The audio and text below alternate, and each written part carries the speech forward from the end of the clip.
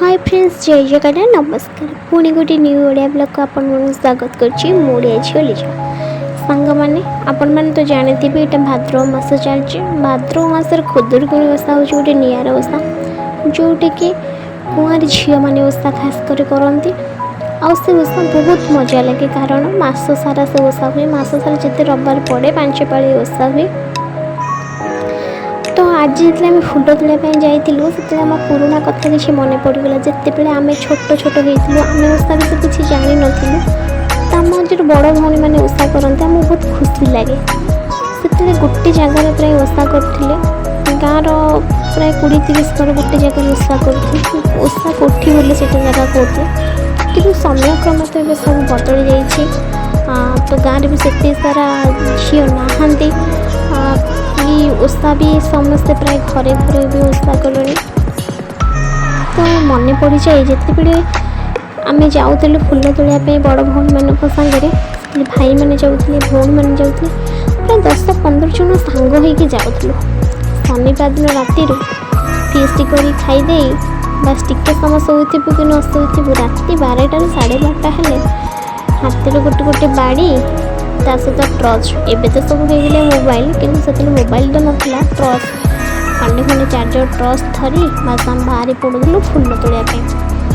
Full तोड़ा होता ता सहित जो मजा सब होता से मजा मन पड़गला ना भारी खुशी लगे। कारण जिते आम फुल तोड़ापी गाँव को जाऊँ आम तो आम गाँ तोड़ूलु पाख पाखर जिते सारा गाँ अच्छी सबुआड़े प्राय आम माड़ी जाऊँ फुल तोड़ापी। तो क्या बाड़ी जन्नी क्या बाड़ी काकुड़ी क्या बाड़ी कदली जहाँ होती जो जहाँ आम आखिरी पड़ा सबको लुटि आणुलु। तो सेटा तो चोरी कजबनी से बस थिला गोटे माने मजा मस्ती। किंतु से मजा मस्ती सकाळ को भारी पड़ जाए। गाँव स्त्री लोक मैंने जिते उठी जाते सका बारे केते प्रकार संपा केते प्रकार गाड़ी बस कान शुणवनी। तो एमती किसी आम बेले थिला बहुत मजा लगुला। तो एबे से मजा तो नहीं बस जी भी अच्छी से आम एंजॉय करवा दरकार। तो सका जिते होगा आम बालुंगा पूजा करने गलु से भी मुझे आम सान भाई मान कहे आम जो छोट होती ना से आम भाई मैंने ओषा करते आम एमती ऊपर कर आम गड़िया बेढ़ा भितर जो कूड़े करूँ आम पानी में पशिकी मटी आणिकी करूँ। आम एबेकाले तो सब पिला मैंने ट्यूबवेल पाखे भी करदे। तो एमती किसी थिला बस एमती पूजा पूजा आम सरीगला। तो पूजा सारिक आम जो आम कौन कलु सब आप देखा।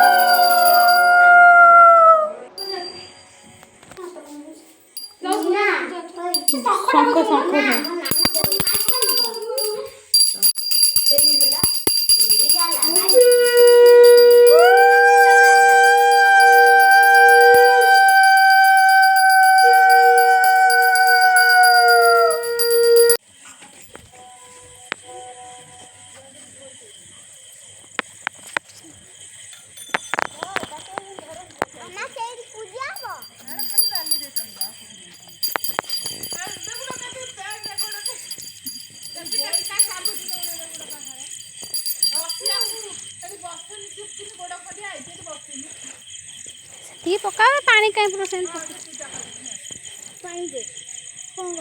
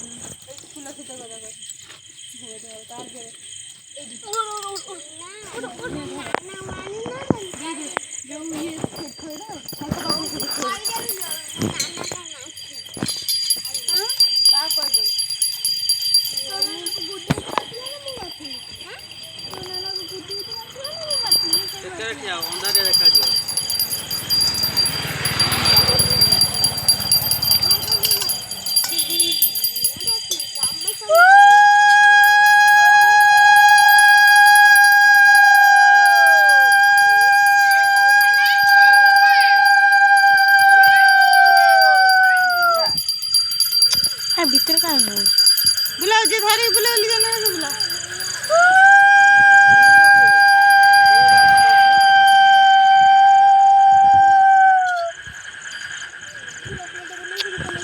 ভিতরে পৌঁছে